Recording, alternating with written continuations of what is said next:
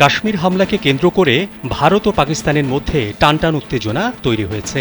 ভারত পাকিস্তানের বিরুদ্ধে ব্যবস্থা নেয়ার পর তাদের বিরুদ্ধে পাল্টা ব্যবস্থা নিয়েছে পাকিস্তান।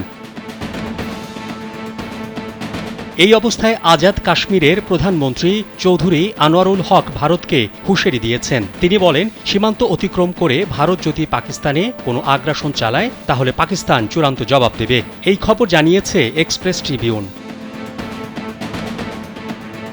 আনোয়ারুল হক বলেন, ভারতের সাহস নেই পাকিস্তানের সীমান্ত লঙ্ঘনের, কিন্তু যদি করে তাহলে শক্তি প্রয়োগের মুখে পড়বে। তিনি ভারতের কূটনৈতিক আচরণকে চাণক্য নীতি বা কূটনীতির আবরণে ছুরি মারা বলেও আখ্যা দেন।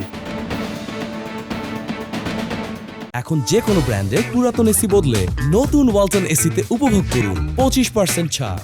আনোয়ারুল হক আশঙ্কা প্রকাশ করে বলেন, ভারত কোনো তৃতীয় পক্ষকে ব্যবহার করে আজাদ কাশ্মীরকে অস্থির করতে পারে। যদি তারা এমন কোনো দুঃসাহস দেখায় তাহলে উপযুক্ত জবাব দেবে পাকিস্তান।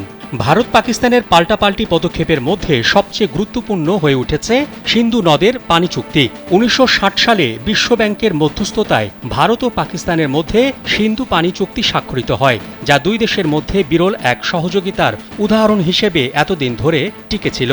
এই চুক্তির আওতায় পাকিস্তান সিন্ধু নদের জলধার ব্যবস্থার ওপর অধিকতর নির্ভরশীল, কারণ দেশটির কৃষি ব্যবস্থার প্রায় 90% এই পানির উপর নির্ভর করে। বিশ্লেষকরা বলছেন, পাকিস্তান তার পানির ন্যায্য হিস্সা নিশ্চিত করতে পারমাণবিক অস্ত্র ব্যবহার করতেও দ্বিধা করবে না। ইতোমধ্যে ইসলামাবাদও স্পষ্ট করে বলেছে, চুক্তি অনুযায়ী পাকিস্তানের পানির প্রবাহ বন্ধ বা সরিয়ে নেয়ার যে কোনো চেষ্টা যুদ্ধ ঘোষণার শামিল হবে এবং তার জবাব দেয়া হবে সকল ধরনের প্রচলিত ও অপ্রচলিত অর্থাৎ পারমাণবিক অস্ত্র ব্যবহার করে।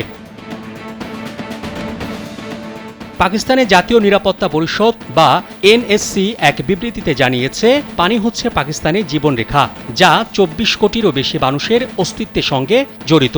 তাই পানির প্রবাহ বন্ধ করা হলে তা যুদ্ধ হিসেবে বিবেচিত হবে এবং এর জবাবে পাকিস্তান সামরিক শক্তি প্রয়োগ করতেও দ্বিধা করবে না।